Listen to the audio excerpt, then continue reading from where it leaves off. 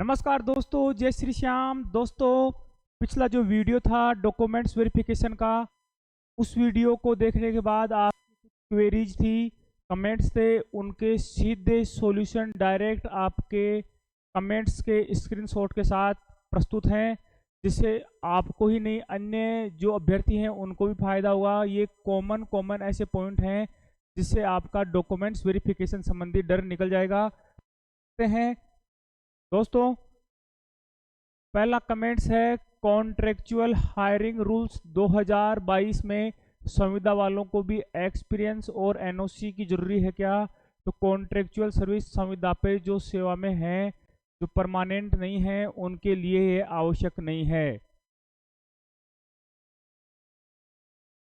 Sir, मैंने form भरते समय मेरिट की जगह अनमेरिड कर दिया था, जबकि मेरा मेरिट सर्टिफिकेट फॉर्म भरने से पहले का बना हुआ है और मैं दिल्ली पुलिस में लगा हुआ हूँ, जिसका भी मैंने फॉर्म नंबर भर दिया। Please reply me. तो दोस्त, कोई समस्या नहीं है। मेरी आप उस समय अगर आपने नहीं भरा और अब आप जब भी स्क्रूटनी फॉर्म भरे तो अपने आप को मेरिट बताएं और अपना मेरिट सर्टिफिकेट लगाएं, कोई समस्या आने वाली नहीं है।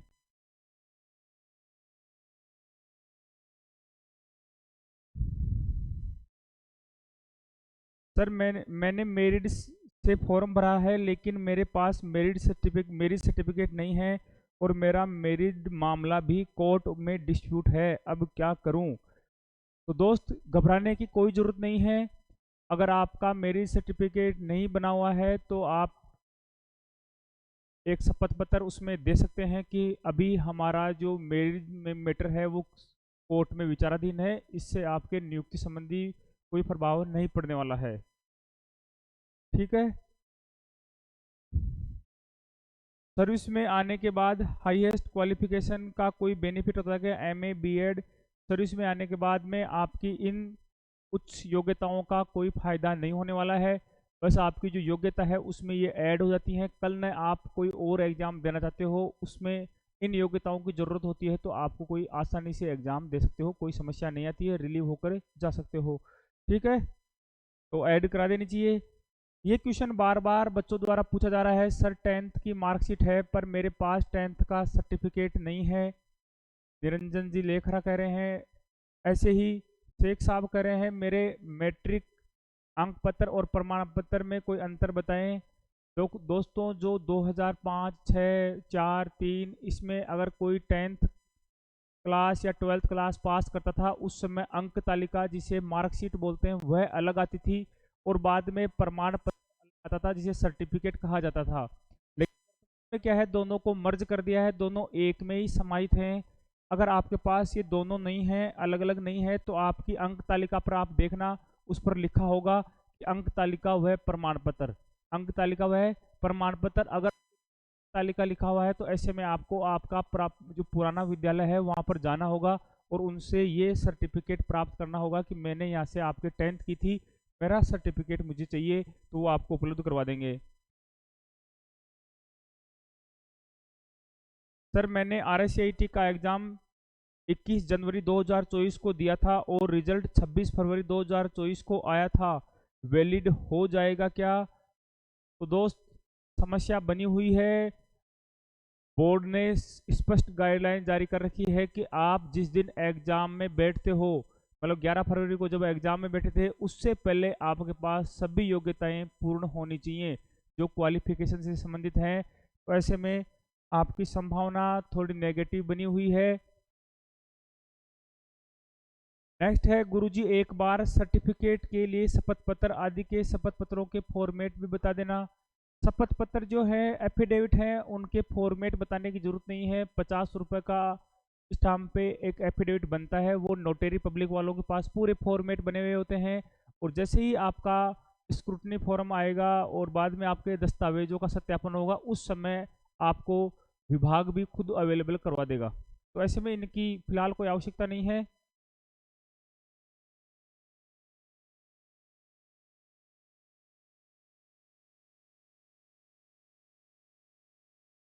गुरुजी, रिजल्ट के बाद डॉक्यूमेंट्स वेरिफिकेशन के लिए कितना टाइम मिलता है?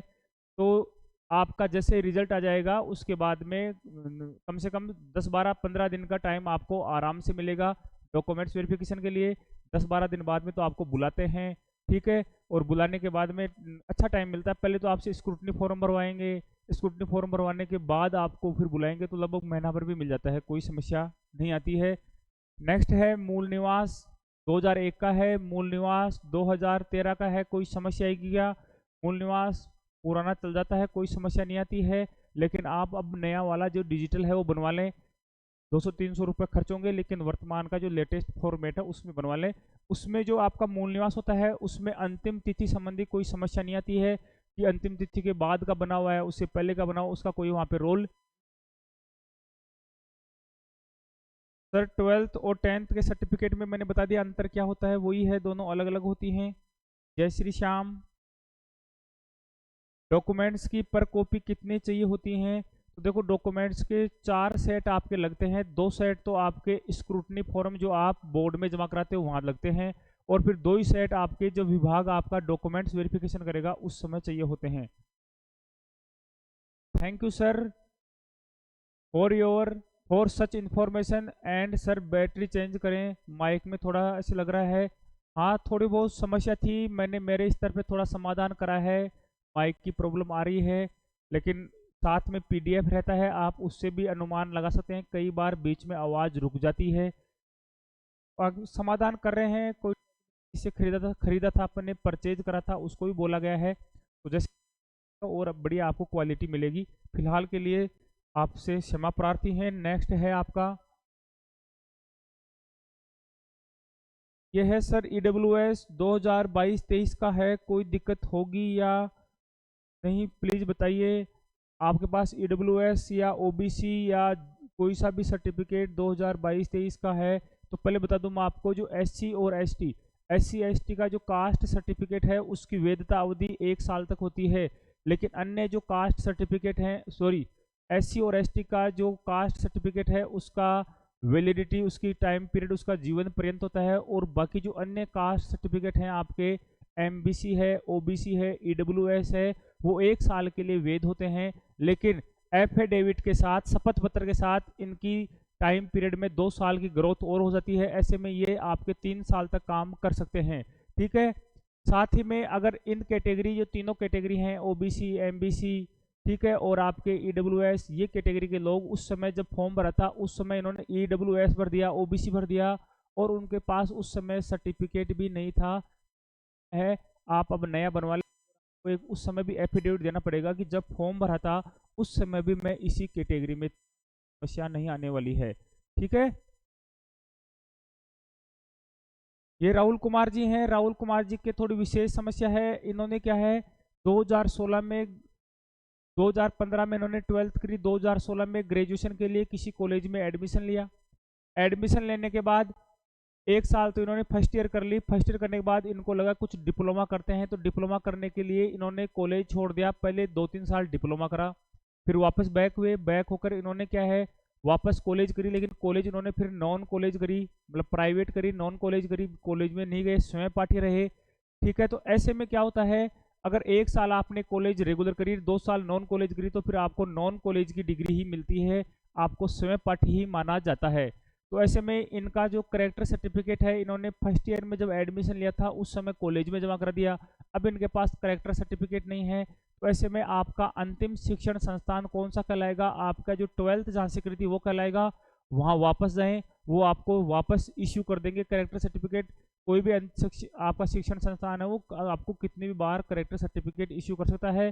साथ ही करेक्टर सर्टिफिकेट में तिथि संबंधी जो डेट होती है इश्यू करने की, उसका कोई रोल नहीं रहता है, कोई समस्या नहीं आने वाली है राहुल जी। नेक्स्ट है आपका, सर ऑलरेडी गवर्नमेंट जॉब वालों को भी पुलिस करेक्टर सर्टिफिकेट बनवाना पड़ेगा क्या? जो गवर्नमेंट जॉब में हैं उनको पुलिस सर्टिफिकेट, मतलब पुलिस वेरिफिकेशन करवाने की आवश्यकता नहीं है। साथ ही जो अन्य जो नॉन गवर्नमेंट जॉब में हैं, अभी फिलहाल पढ़ रहे हैं, अध्ययन कर रहे हैं या प्राइवेट सेक्टर में हैं, उनको भी बनवाने की ज़रूरत नहीं है, यह काम विभाग द्वारा करवाया जाएगा। विभाग अपने आप ही SP लेवल से करवाता है, आपके SP लेवल का कार्यालय होता है, उसके माध्यम से आपका वेरिफिकेशन करवाता है, वो उसकी सूचना भी सीधी विभाग को ही देते हैं, आपका कोई रोल उसमें नहीं रहता है। सर मैंने RSCIT का एग्ज़ाम 21 जनवरी 2024 को दिया था, रिजल्ट 26 फरवरी 2024 को आया है, वैलिड हो जाएगा क्या? बोर्ड की गाइडलाइन के अनुसार आपका वैलिड नहीं होने वाला है और आगे नियति पे डिपेंड करता है। नेक्स्ट है, शपथ पत्र का फॉर्मेट के लिए मैंने बोल दिया। नेक्स्ट है सर मैंने LLB कर रखा है जिसमें ग्रेजुएशन का करेक्टर सर्टिफिकेट ले लिया गया, अब क्या करना है? अब आप अगर करंट में LLB कर रहे हो तो आपने करेक्टर सर्टिफिकेट आपकी LLB कॉलेज में जमा करा दिया होगा। आपको क्या करना है, आपने जहाँ से ग्रेजुएशन करी है उस शिक्षण संस्थान में जाएं और वहाँ जाकर आप वापस एक एप्लीकेशन देकर आपका करेक्टर सर्टिफिकेट वापस प्राप्त करें। कोई भी शिक्षण संस्थान कितनी भी बार आपको जरूरत के आधार पर आपका चरित्र प्रमाण पत्र इश्यू कर देता है, उसमें अंतिम तिथि संबंधी कोई समस्या नहीं आती है। हरिओम जी। नेक्स्ट है आपका वैभव रंजन। नेक्स्ट है नरेंद्र जी ने कह रहे हैं सर चरित्र प्रमाण पत्र की अंतिम तिथि से पहले होना जरूरी है क्या? मैंने बता दिया चरित्र प्रमाण पत्र के लिए अंतिम तिथि संबंधी कोई समस्या नहीं आने वाली है। नेक्स्ट है सर डॉक्यूमेंट्स वेरिफिकेशन के समय कैटेगरी में वेरिएशन चेंज कर सकते हैं क्या? डॉक्यूमेंट्स वेरिफिकेशन के समय कैटेगरी में देखो, अब कैटेगरी में किसी प्रकार का फेरबदल नहीं होने वाला है। अगर आपको आपके पास जो कास्ट सर्टिफिकेट है वो अगर नहीं है तो आपको जनरल कैंडिडेट के रूप में ट्रीट करा जाएगा, आपको जनरल माना जाएगा। ऐसे नहीं है कि आपके पास ये सर्टिफिकेट कास्ट वाले नहीं है तो आपको इस प्रक्रिया से बाहर कर देंगे, आपको ऐसे में जनरल कैंडिडेट के रूप में ट्रीट करा जाएगा। आपको जो कास्ट संबंधी प्रोविजन है उनका लाभ आपको नहीं मिलेगा। सर ज्वाइनिंग के बाद 3 बच्चे हो जाएं तो निकाले तो नहीं जाएंगे ना? तो देखो जून 2006 के बाद में यह 2 के बाद में यह तय कर दिया गया कि 1 से 2 से अधिक बच्चे ज्वाइनिंग से पहले नहीं होने चाहिए। ज्वाइनिंग के उपरांत अगर आपके 2 बच्चे होते हैं, 2 बच्चे से अधिक बच्चे होते हैं तो आपको जॉब से नहीं निकाला जाता। बस इतना सा रहता है कि आपके प्रमोशन और ACP में 3 साल का वेरिएशन आ जाता है, 3 साल तक आपको उनका लाभ नहीं मिलता है। साथ ही लेकिन आपका जो प्रमोशन है उसमें आपकी जो रैंक है वो रैंक वहीं स्टैंड करती है, उसकी समस्या नहीं आती है, तो कोई बड़ी समस्या नहीं है। रामस्वरूप जी। नेक्स्ट है आपका शर्मा जी कह रहे हैं सर प्लीज़ रिप्लाई, मेरे पास 1 अगस्त 2022 का सर्टिफिकेट है EWS का, कोई दिक्कत नहीं है, आपको एक एफिडेविट देना पड़ेगा। ये जो कास्ट सर्टिफिकेट है SC ST का तो हमेशा लाइफ टाइम रहता है, बाकी अन्य सर्टिफिकेट हैं वो क्या है आपके 3 साल तक वैलिड रहते हैं, 1 साल तो वैसे और 2 साल आप शपथ पत्र के आधार पर उसको वैलिड करवा सकते हैं, तो कोई समस्या नहीं आने वाली है। वैसे आप अब नया बनवा लें। सर मैंने मेरे 10th मार्कशीट में नेम में राम निवास है जबकि अन्य डॉक्यूमेंट्स हैं उनमें राम और निवास में स्पेस है। मुख्य रूप से आपका 10th सर्टिफिकेट ही देखेंगे, लेकिन क्या है ऐसे में आपकी समस्या आ सकती है तो आप एक नोटरी से शपथ पत्र बनवा लें। उसमें यही होता है कि मैं ही राम निवास हूँ, मैं यही स्पेस वाला राम, जहाँ स्पेस आ रहा है वो भी मैं हूँ, एक व्यक्ति है, तो अमुक दोनों को एक ही समझा जाए।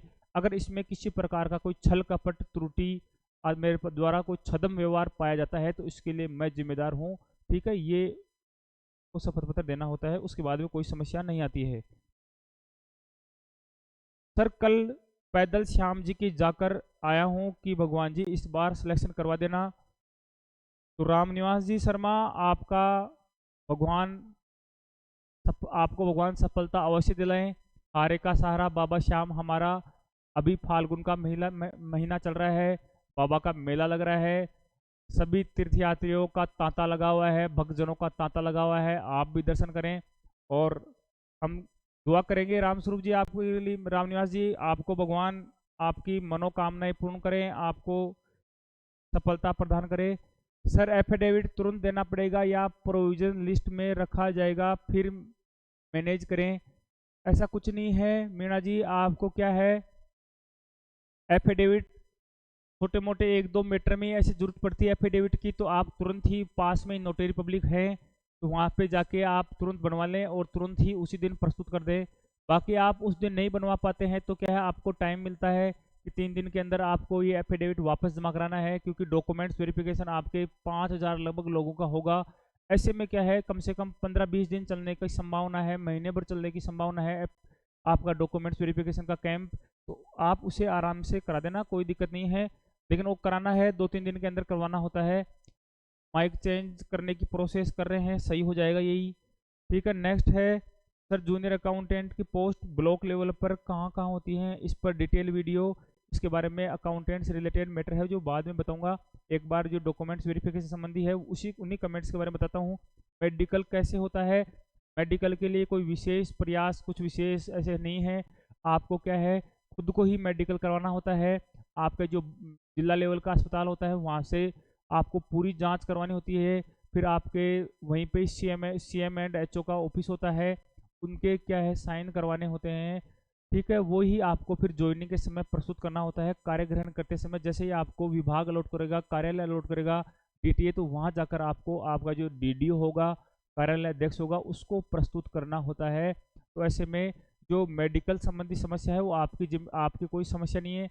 नॉर्मल सा हल्का सा चेक होता है, आपके ECG, आपके BP शुगर, आपके ब्लड टेस्ट वगैरह, आई टेस्ट, यूरिन टेस्ट वगैरह होते हैं, जिसमें लगभग कोई समस्या किसी की नहीं आती है।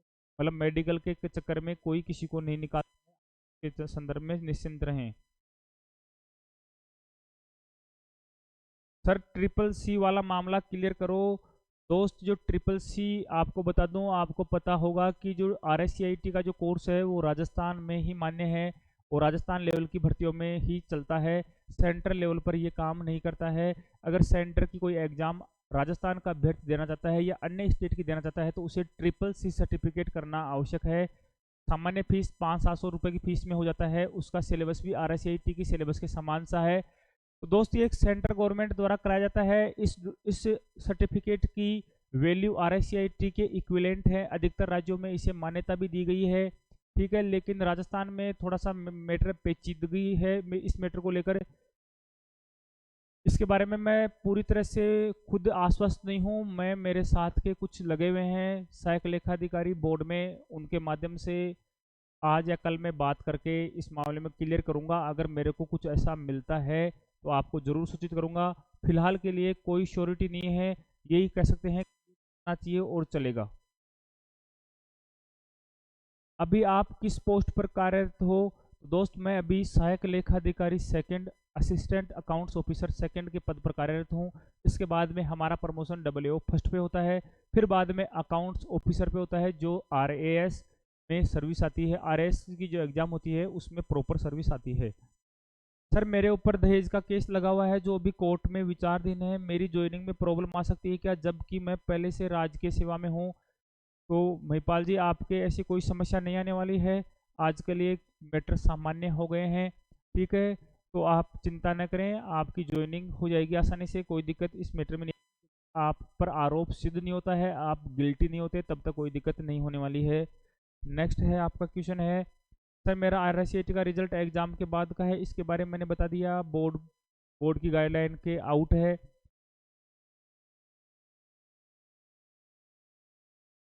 ये वही है सेम सर, अपियर हुआ था RSCIT में 21 जनवरी को और रिजल्ट 26 फरवरी को आया, 27 फरवरी को आया, तो वो सेम समस्या बनी हुई है आपके साथ। नमस्ते सर, बहुत ही अच्छे से गाइड करने के लिए थैंक यू सर।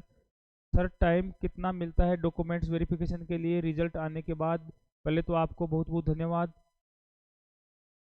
टाइम का ये है कि लगभग से महीने भर का टाइम आपको मिल जाता है, कोई दिक्कत नहीं आती है। आप अपने डॉक्यूमेंट्स आसानी से तैयार कर सकते हैं और कुछ ऐसी ज़्यादा बड़ी गंभीर कमी है तो आप अभी भी तैयार कर लें।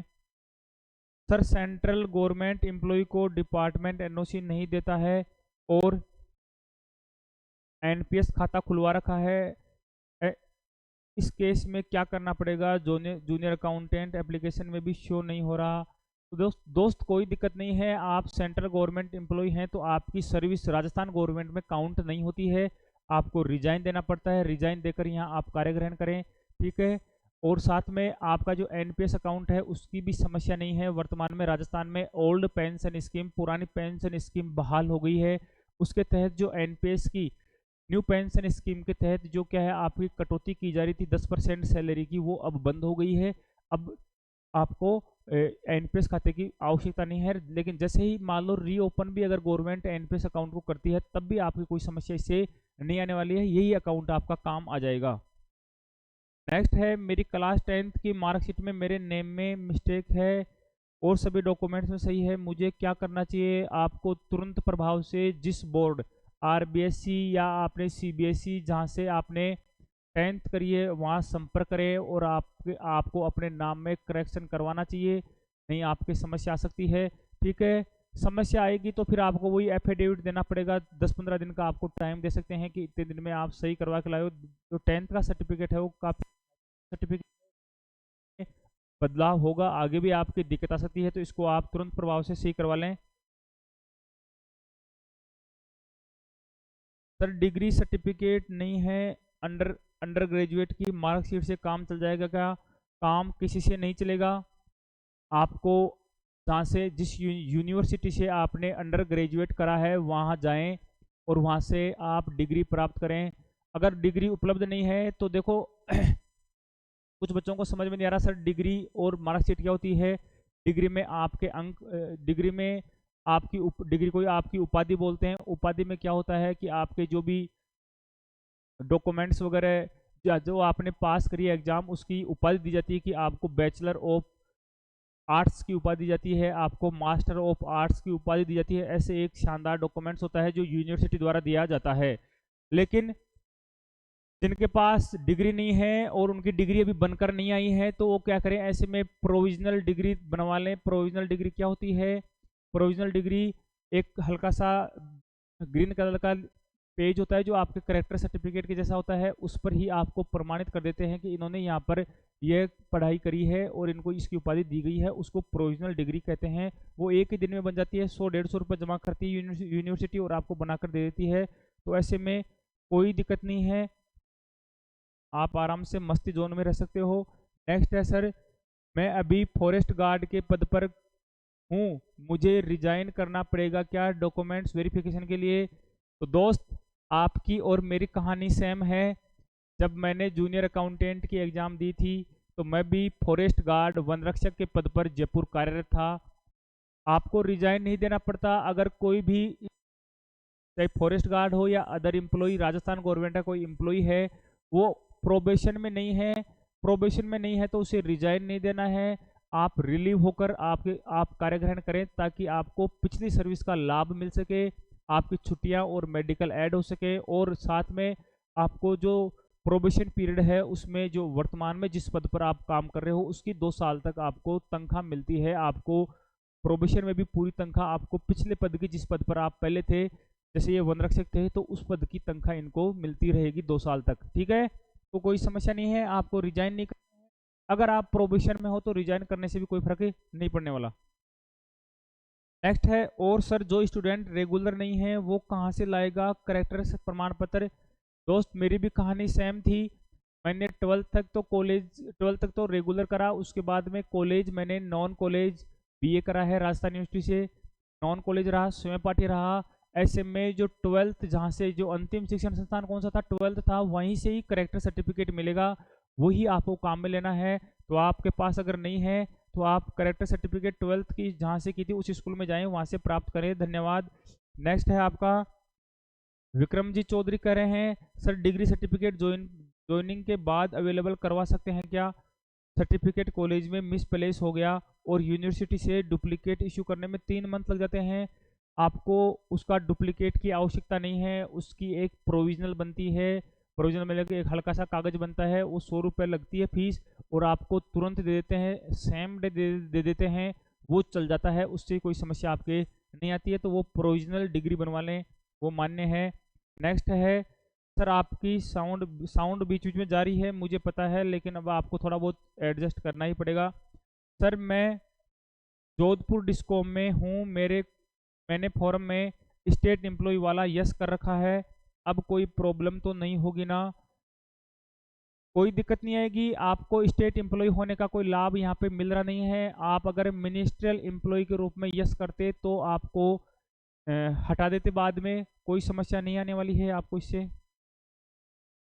सर अगर कोई ईडब्ल्यूएस कैंडिडेट जनरल में सेलेक्ट हो जाए तो भी ईडब्ल्यूएस सर्टिफिकेट लगेगा क्या?